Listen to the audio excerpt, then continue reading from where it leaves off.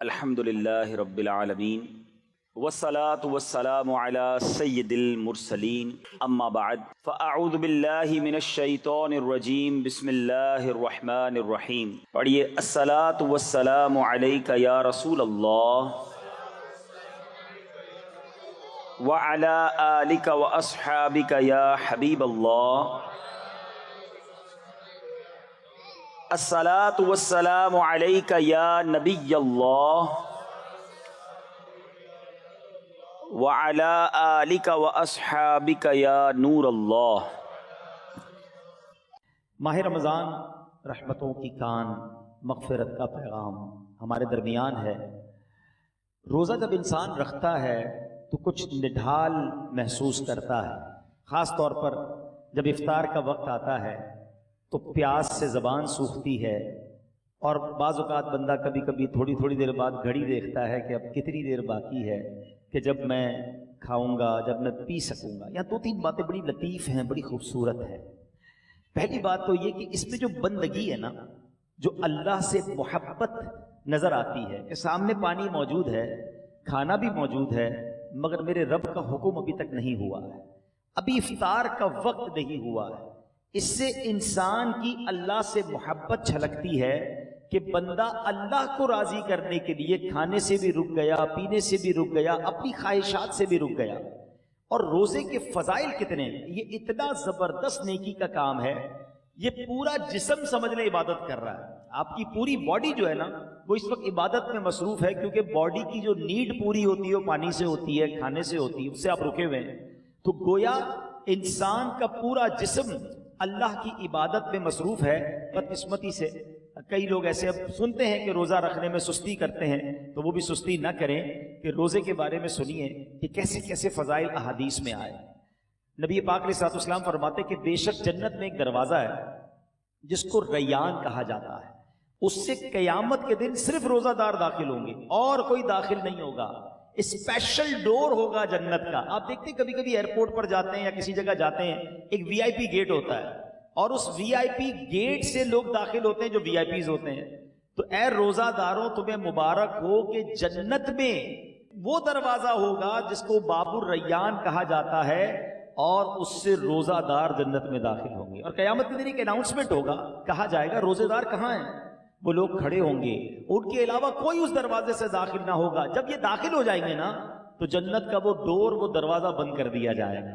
اس دن ان لوگوں کو کتنی افسوس ہوگا، کتنی حسرت ہوگی جو رمضان کے روزے نہیں رکھتے ہوں گے. بلکہ ہمیں تو یہ چاہیے کہ صرف رمضان کے روزے نہیں، ہم اس کے بعد بھی نفلی روزوں کی بھی کوشش کیا کریں. ہر پیر کو روزہ رکھنا سنت ہے. اچھا ایک اور فائدہ دیکھیں، جو پورا سال کچھ نہ کچھ نفلی روزے رکھتا ہے نا، اس کو رمضان کے روزوں میں اتنی پرابلم نہیں ہوتی، کیونکہ وہ عادی ہوتا ہے. Suddenly all of the sudden پورا سال گزرنے کے بعد جو اچانک روزے رکھنا شروع کرتے ہیں ان کو زیادہ بعض اوقات روزہ جو ہے وہ فیل ہوتا ہے. بہرحال نبی پاک علیہ الصلوۃ والسلام کا ایک اور فرمان سنیں. اے روزہ دارو تمہیں مبارک ہو.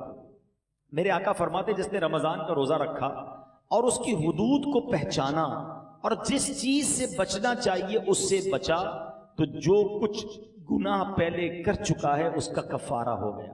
یعنی روزہ پچھلے گناہوں کا کفارہ ہے. روزے کی ایک اور شاندار فضیلت، نبی پاک فرماتے جس نے ایک دن کا روزہ رکھا، اللہ عز و جل کی رضا حاصل کرنے کے لیے اللہ عز و جل اسے جہنم سے اتنا دور کر دے گا جتنا ایک کوا جو بچپن سے اڑنا شروع کرے یہاں تک کہ بوڑھا ہو کر مر جائے. اچھا کوے کی عمر بتائی جاتی ہے کہ 500 سال ہوتی ہے. 500 سال تک پرندہ اڑے گا تو کتنا دور ہوگا؟ اللہ ایک روزہ رکھنے والے کو جہنم سے اتنا دور کر دے گا. مبارک ہو ان کو جو پورا مہینہ روزہ رکھتے ہیں اور ماشاءاللہ نفلی روزے بھی رکھتے ہیں. ایک اور خوبصورت بات، میرے آقا علیہ الصلوۃ والسلام فرماتے ہیں ہر شے کے لیے زکوٰۃ ہے، اور جسم کی زکوٰۃ روزہ ہے، اور روزہ آدھا صبر ہے. اللہ اکبر. یعنی آپ کی باڈی کی زکوٰۃ ادا ہو رہی ہے کہ جب آپ رمضان میں روزے رکھ رہے ہیں. ماشاءاللہ. تو ہمیں روزے کی پابندی کرنی چاہیے. ایک اور حدیث سن لے پھر میں انشاءاللہ روزے کے کچھ احکام بیان کرتا ہوں، اور یہ بڑی کمال کی حدیث ہے. نبی پاک علیہ الصلوۃ والسلام نے فرمایا کہ قیامت والے دن روزہ داروں کے لیے ایک سونے کا دسترخوان رکھا جائے گا جس سے وہ کھائیں گے حالانکہ لوگ حساب کتاب کے منتظر ہوں گے. اب ذرا سوچئے, آج بھوک لگ رہی ہے, پیاس لگ رہی ہے, کھانے سے رکے ہو نا, اس دن جب لوگوں کو حساب کتاب دینا ہوگا, قیامت کے دن لوگ حساب کتاب دے رہے ہوں گے, مگر جو روزہ دار ہوں گے ان کو قیامت کے دن جنتی دسترخوان لگا کر وہاں کھانا کھلایا جا رہا ہو. اس کا مطلب کیا ہوا؟ ادھر بھوکے رہ جاؤ, ادھر نعمتیں ملیں گی. اگر ادھر کھانا ہے, ادھر روزہ نہیں رکھنا ہے, تو ادھر کی محرومی ہے. اب آپ کی مرضی ہے, چوز کیا کرنا ہے, سلیکٹ کیا کرنا ہے. اچھا, روزے کی بہت ساری خوبصورتیوں میں ایک اور بڑی کمال کی خوبصورتی کیا ہے کہ بندے کا جو اللہ پر ایمان ہے نا, اس کا لیول بہت ہائی ہو جاتا ہے. آپ ذرا غور کریں, دنیا میں کروڑوں لوگ روزہ رکھ رہے ہیں, ٹھیک ہے, آپ کے ساتھ بھی ایسا ہوا ہوگا, آپ گھر میں اکیلے ہوں گے, پانی سامنے موجود ہے, فریج کے اندر فروٹ بھی کٹا ہوا ہے. کوئی ایک مسلمان ایسا ہے جو اکیلے میں چھپ کر پانی پی لیتا ہو؟ کوئی ایک فروٹ کھا لیتا ہو؟ کوئی نہیں دیکھ رہا نا, چلو کوئی بات نہیں. وجہ واٹ از دا ریزن؟ یہاں تک کہ ہم جب وضو کر رہے ہوتے ہیں, ہم اس وقت بھی احتیاط کر رہے ہوتے ہیں کہ کلی زور سے نہ ہو جائے, کہیں حلق کے نیچے پانی نہ چلا جائے. ناک پہ پانی چڑھاتے وقت بھی احتیاط کرتے ہیں کہ ناک کی ہڈی سے اوپر چلا گیا تو روزہ ٹوٹ جائے گا. یہ کیوں؟ حالانکہ وضو خانے پہ کسی کو بھی نہیں پتا چلے گا, میں ایک دو چلو پانی پی لوں. لیکن ہم سب کا خیال کیا ہے؟ اللہ دیکھ رہا ہے. یہی ہے نا دل میں کہ کوئی نہیں دیکھ رہا مگر رب دیکھ رہا ہے. اب ذرا غور کرو میرے پیارے اسلامی بھائیوں, رمضان ساری دنیا کے مسلمانوں کا لیول آف ایمان ادھر لے جاتا ہے کہ تم اکیلے میں کھانا نہیں کھا رہے کیونکہ اللہ دیکھ رہا ہے. تو اب سوال یہ ہے کہ جب اللہ رمضان میں دیکھ رہا ہے تو کیا رمضان کے بعد نہیں دیکھ رہا؟ حلال کھانے سے رک گئے کیونکہ افطار کا وقت نہیں ہوا, مگر بندہ پھر حرام دیکھنے سے کیوں نہیں رکتا کہ اللہ دیکھ رہا ہے؟ اکیلے میں گناہ کرتے وقت یہ خیال کیوں نہیں آتا کہ رب دیکھ رہا ہے؟ ایکچولی رمضان ہماری پوری پریکٹس کروا رہا ہے کہ دیکھو, جب پورے رمضان تم یہ خیال دل میں بٹھائے رکھتے ہو کہ اکیلے میں کھانا نہیں ہے, پینا نہیں ہے, رب دیکھ رہا ہے, تو پھر رمضان میں بھی اور رمضان کے بعد بھی حرام کماتے وقت بھی سوچو نا اللہ دیکھ رہا ہے, حرام بولتے وقت بھی سوچو اللہ دیکھ رہا ہے, حرام سنتے وقت بھی سوچو اللہ دیکھ رہا ہے. تو انشاءاللہ اگر یہ پریکٹس بن گئی کہ اللہ دیکھ رہا ہے تو پھر گناہ کرنے کی عادت چھوٹ سکتی ہے. اللہ مجھے بھی اور آپ کو بھی یہ خیال ایسا عطا کر دے کہ جب بھی برائی کی طرف جانے کو جی چاہے دل سے صدا آئے کہ اللہ دیکھ رہا ہے. بالکل اسی طرح میرے پیارے اسلامی بھائیوں, رمضان میں جو ہم روزہ رکھتے ہیں اور چیزوں کی جزا بیان ہوئی ہے کہ بھائی اس کے بدلے جنت کا گھر ملے گا, جنت کے درخت ملیں گے, جنتی کھانے ملیں گے. اب آؤ روزے کی ایک اور فضیلت سنو. میرا کوئی بھائی, میری کوئی بہن اور روزہ کبھی قضا نہ کرے, روزہ قضا کرنے کا خیال بھی آئے تو دل میں یہ نہ لائے. لوگ کہتے ہیں یار کام کاج بہت ہوتا ہے, نوکری مجھے کرنی ہوتی ہے. دیکھو, کام کم کر دینا, کاروبار کم کر دینا, تھوڑے پیسے کم کما لینا, مگر روزہ مت چھوڑنا. کیونکہ اب جو میں فضیلت بتانے جا رہا ہوں نا, میں نے اب تک کسی اور عمل کی یہ فضیلت نہیں پڑھی ہے. کیونکہ نبی پاک علیہ الصلوۃ والسلام فرماتے ہیں کہ اللہ فرماتا ہے, یعنی یہ حدیث قدسی بھی ہے, اللہ فرماتا ہے فَإِنَّهُ لِي وَأَنَا أَجْزِي بِهِ. اللہ فرماتا ہے روزہ میرے لیے ہے اور اس کی جزا میں خود دوں گا. باقی چیزوں کی جزا رب فرشتوں کے ذریعے عطا فرماتا ہے, مگر روزہ دار کے لیے رب نے فرمایا اس کی جزا میں خود عطا فرماؤں گا. بلکہ علماء اس کو ایک اور انداز سے بھی پڑھتے ہیں, انا اجزا بہی. اس کے معنی یہ ہو گئے کہ روزہ میرے لیے ہے اور اس کی جزا میں خود ہوں. یعنی رب فرما رہا میں اس کا ہو جاتا ہوں. تو اے روزہ دارو, جس کا رب ہو جائے تو اس کے کام کیوں نہ بن جائیں, اس کی مشکلیں آسان کیوں نہ ہو جائیں. اور ایک اور میں شریعت کی لاجک بتا دیتا ہوں. بہت سارے کاموں میں نوجوان کہتے ہیں کہ جناب ادھر جو ہے بہت دل چاہتا ہے کہ بڑے بڑے میرے گھر ہوں, بڑی بڑی گاڑیاں ہوں, چاہے اس کے لیے حرام کمانا پڑے. دیکھو, حرام کما کر اچھے گھروں کے لیے پیسے حرام مت کمانا, ادھر چھوٹے گھر میں صبر کر لو, اللہ نے تمہارے لیے جنتی گھر تیار کر رکھے ہیں. کچھ لوگ ادھر شراب پیتے ہیں, اللہ کو ناراض کرتے ہیں, دیکھو ادھر شراب نہ پینا, صبر کر لو, اللہ نے جنتیوں کے لیے جنتی شراب تیار کر رکھی ہے. مردوں کو زیور زیور پہننے سے منع کیا کہ دیکھو یہاں زیور مت پہننا، سونا چاندی مرد کو پہننا الاؤ نہیں ہے، مگر جنت میں مردوں کو سونے کے زیورات عطا کیے جائیں گے۔ ادھر حرام عورتوں کی طرف، ناجائز عورتوں کے پاس جانا جو حرام ہے ان کے قریب مت جانا۔ جی تو چاہتا ہے، شیطان تو بلاتا ہے، مگر حرام کاری سے بچ جاؤ۔ اللہ نے جنت میں جنتیوں کے لیے حوریں تیار کر رکھی ہیں۔ اگر آپ اس لاجک سے دیکھیں نا، جس چیز سے شریعت نے ہمیں یہاں روکا ہے، جس کا دل بھی چاہتا ہے، شریعت نے یہاں سمجھا دیا کچھ سال رک جاؤ، جنت نہ ختم ہونے والی ہے۔ اللہ نے آلٹرنیٹ شاندار وہاں تیار کر رکھا ہے۔ یہاں بڑے گھر دیکھ کر اپنے گھر پہ مایوس نہ ہو جاؤ، صبر کی زندگی گزارو۔ اللہ نے بڑے بڑے محل جنتیوں کے لیے تیار کیے ہیں۔ تمہارے پاس اگر یہاں گاڑی نہیں ہے، مایوس نہ ہونا، حرام کی طرف مت جانا۔ جنتیوں کے لیے اللہ نے جنتی سواریاں تیار کی ہیں۔ یہاں اگر مہنگے اور اچھے کھانے نہیں کھا سکتے، پیسے تھوڑے ہیں، حرام کی طرف مت جانا، صبر کر لینا۔ اللہ نے جنتیوں کے لیے جنتی دسترخوان لگائے ہوئے ہیں، جنتی مشروب موجود ہیں۔ ارے انسان جو تمنا کرے گا اللہ اس قسم کا کھانا اس کے سامنے عطا فرما دے گا۔ تو جب وہ نعمتیں موجود ہیں تو کچھ صبر کے ساتھ، کچھ قناعت کے ساتھ، اللہ کی رضا کے ساتھ اور حلال روزی کے ساتھ زندگی گزار لیں۔ انشاءاللہ دنیا بھی بہتر ہوگی اور آخرت بھی بہتر ہو جائے گی۔ اب میں چاہوں گا کہ بیان میں کچھ روزے کے اہم مسائل بھی ہم سن لیں۔ بعض اوقات کچھ روزہ داروں کو کنفیوژن ہوتی ہے۔ سب سے پہلے تو یہ سمجھ لیں کہ افطار اور سحر، سحری کا ٹائم جو بھی آخری ٹائم ہے، جو کراچی میں ہے یا باہر مجھے سن رہے ہیں، ہمیشہ یاد رکھیں اذان کا انتظار نہیں کرنا ہے۔ اذان نماز کے لیے ہوتی ہے، سحری بند کرنے کے لیے نہیں ہوتی ہے، ٹھیک ہے نا؟ ہو سکتا ہے مؤذن صاحب 5 منٹ لیٹ ہو جائیں، کبھی ان کی جناب اچھا کچھ لوگ کہتے ہیں اذان ہوگی تو روزہ بند کریں گے، اور اگر آپ کے علاقے میں لائٹ ہی چلی گئی اور مائک ہی بند ہو گیا مسجد کا، پھر کیا کریں گے؟ روزہ بند نہیں کریں گے۔ تو اذان جو ہے وہ روزہ بند کرنے کے لیے، افطار کے لیے نہیں ہوتی، وہ نماز کے لیے ہوتی ہے۔ روزے کا تعلق ٹائمنگ سے ہے۔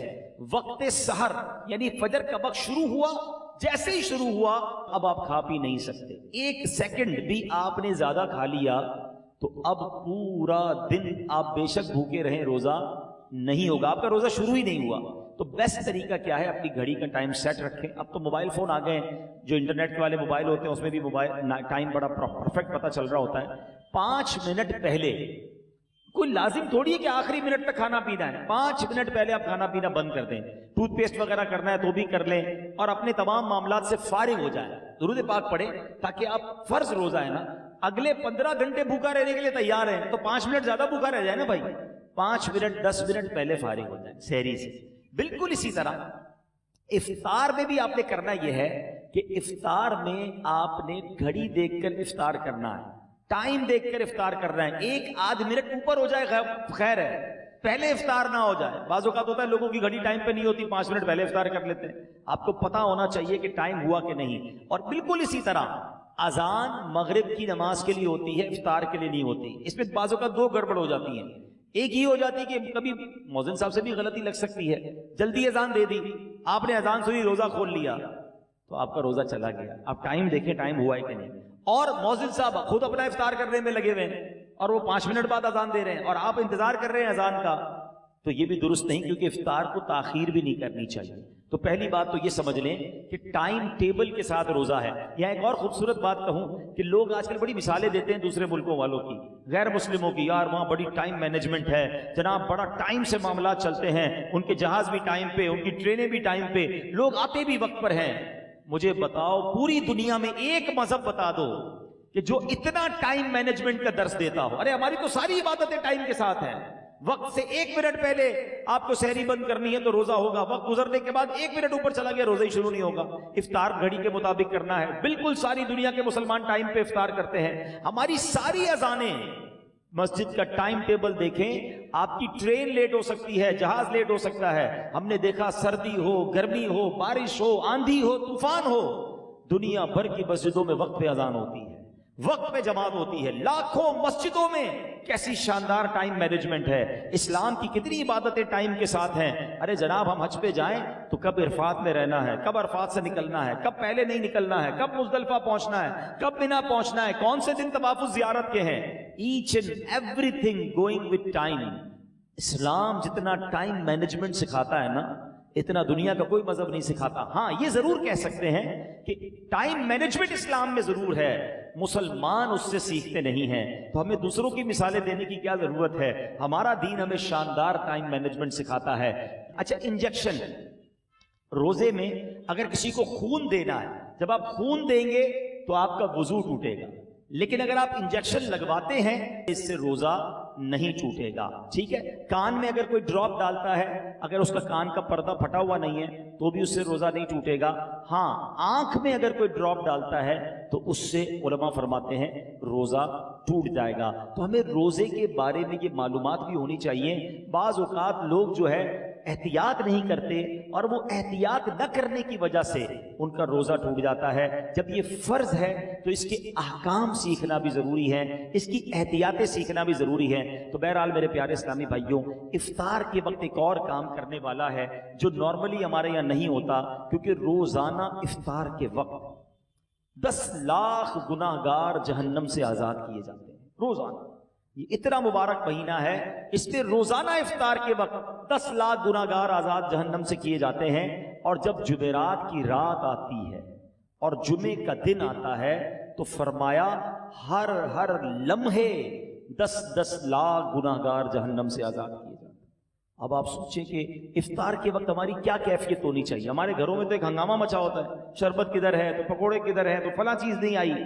ان آئٹموں کے چکر میں پڑنے کی بجائے افطار کے وقت اے کاش ہاتھ اٹھے ہوں, آنسو بہ رہے ہوں, اور یہ التجائیں ہوں کہ مولا آج بھی 10 لاکھ بخشے جائیں گے, آج بخشے جانے والوں میں ہمارا نام لکھ دے. تو جب اس کیفیت کے ساتھ آپ افطار کیا کریں گے تو انشاءاللہ کبھی نہ کبھی تو ہمارا بھی نمبر آ جائے گا. تو آج بھی مدنی چینل پر آپ دیکھیں کہ افطار کے وقت کیا منظر ہوتا ہے. آنسو ہوتے ہیں, دعائیں ہوتی ہیں, التجائیں ہوتی ہیں. میں تو دنیا بھر کے ویور سے کہوں گا کہ جب بھی افطار کا وقت آئے آپ مدنی چینل کے ساتھ اپنے گھر والوں کے ساتھ امیر اہل سنت کی ان عظیم دعاؤں میں شامل ہو جائیں. نہ جانے کس کی آمین کے صدقے ہمارا بھی بیڑا پار ہو جائے. تو ہمیں افطار کا وقت جو ہے یہ بڑا مبارک وقت ہے, یہ دعاؤں کی قبولیت کا وقت ہے. پھر رمضان کی راتیں, رمضان کی راتیں کتنی مبارک ہیں آپ کو پتہ ہے. سارا سال میں اور آپ اللہ سے دعا کرتے ہیں نا, یا اللہ میری پکار سن لے, میری توبہ قبول کر لے, میری مغفرت فرما دے, میرا فلاں کام فرما دے. ہم اللہ سے دعا کر رہے ہیں. آپ کو پتہ ہے رمضان کی راتوں میں کیا ہوتا ہے, رحمت کے فرشتے یہ آواز لگاتے ہیں, ہے کوئی مانگنے والا کہ اس کی توبہ قبول کی جائے, ہے کوئی توبہ کرنے والا کہ اس کی توبہ قبول کی جائے, ہے کوئی سوالی کہ اس کا سوال پورا کیا جائے. یعنی رمضان میں ادھر سے آفر ہے کہ مانگ لو میں دے رہا ہوں, مغفرت چاہیے تو میں مغفرت دے رہا ہوں, توبہ کرنی تو میں توبہ قبول کر رہا ہوں. مگر آپ دیکھیں کہ آج ہماری راتیں کہاں خرچ ہو رہی ہیں. بہت بڑی تعداد میں لوگ کھانے پینے, گھومنے پھرنے, کرکٹ میچز, پتہ نہیں کیا کیا کر رہے ہیں رمضان میں. ارے اللہ کے بندو, یہ راتیں عبادت کی ہیں, یہ راتیں دعائیں کی ہیں, یہ مانگنے کی ساری زندگی پڑی ہے کھانے پینے کی. تو خدارا رمضان کی راتوں کو ضائع نہ کریں. اور اب میں آخری بات اپنے بیان کی کر لوں جو میں سمجھتا ہوں میرے بیان کی سب سے اہم بات ہے. وہ کیا ہے؟ یہ اب تک تو میں نے رمضان میں عبادت نیکیاں کرنے کے بارے میں بات کی نا, یہ تو چلے تھوڑی بہت لوگ کر ہی رہے ہیں یا کرتے ہیں, مگر رمضان میں گناہ نہیں کرنا ہے, اس کی طرف توجہ کم لوگوں کی ہے. کیوں؟ دیکھیں رمضان میں گناہ کی پکڑ بھی زیادہ ہے, رمضان میں گناہ کا عذاب بھی زیادہ ہے, مار بھی زیادہ پڑے گی. کیوں بھائی؟ مسجد کے باہر کوئی گناہ کرے گناہ ہے, لیکن کوئی مسجد کے اندر آ کر گناہ کرے تو بڑا شدید گناہ ہے. کوئی اللہ کا گھر میں جا کر گناہ کرے گا تو اللہ کی غضب کو دعوت دے گا نا. مکہ شریف میں جا کر کوئی ایک نیکی کرے, حدود حرم میں تو ایک نیکی 1 لاکھ نیکی کے برابر, مگر وہاں کوئی گناہ کرے تو 1 لاکھ گناہ کے برابر. اس کی وجہ کیا ہے؟ اتنے مقدس جگہ پر آئے ہو جہاں ساری دنیا عبادت کر رہے, تم ادھر بھی گناہ کر رہے ہو.